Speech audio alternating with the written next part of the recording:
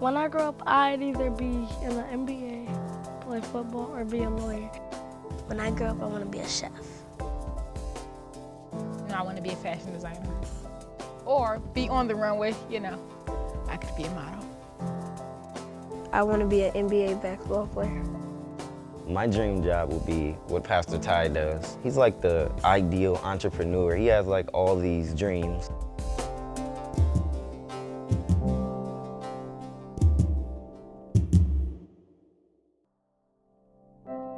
Omaha has the highest number of millionaires per capita in the nation,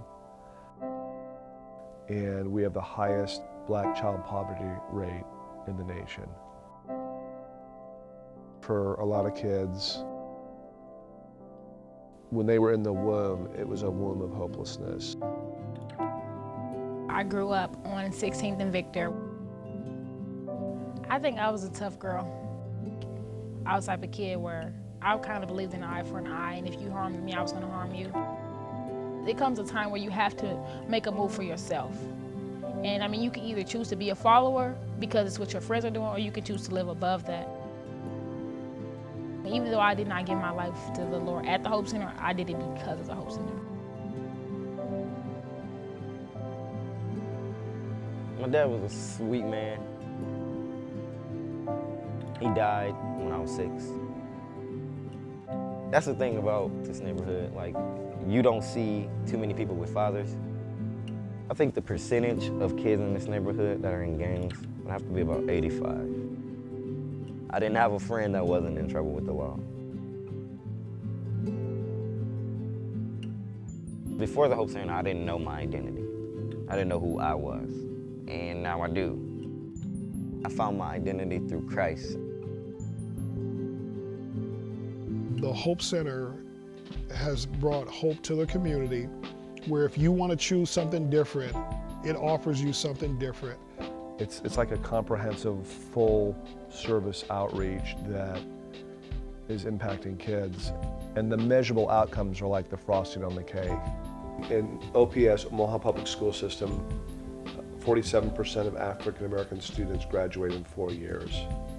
At the Hope Center, over 90% of our students graduate in 4 years. Over 60% of our Hope graduates go off to college or post-secondary education. The facility and the program has been around long enough, providing an outlet where kids can be kids, and you can start tracking the impact that it has had on some of the program participants, some of the kids. We've got this vision of establishing an employment center at the Hope Center. The primary need is not job creation, but it's employability creation. We're going to hire students from grades 7 to 12, and the premise is that the kids are not employable. So they're gonna apply, we're gonna assess them, and we're gonna place them in a employability academy. And the goal is to create employability among the kids and create a culture within the community of employability so that this next generation will be an employable generation. These kids at the Hope Center, I love them so much because they like family to me. I get to do fun things I've never done before, and I get to learn more about God. It's a safe haven. It's like a place where you can come and just like literally be yourself.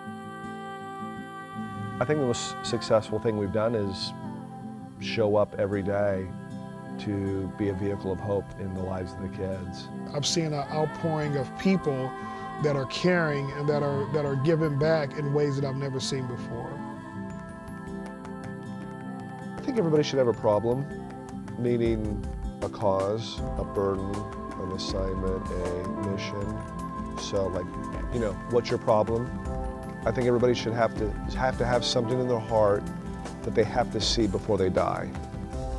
Their problem, where the problem will no longer be a problem. And so my problem is hopelessness in the lives of youth, inner city youth and children, African American youth and children. That's my problem. That the hopelessness would end and that they would have hope, and that hope would motivate them to live the life that they were created to live.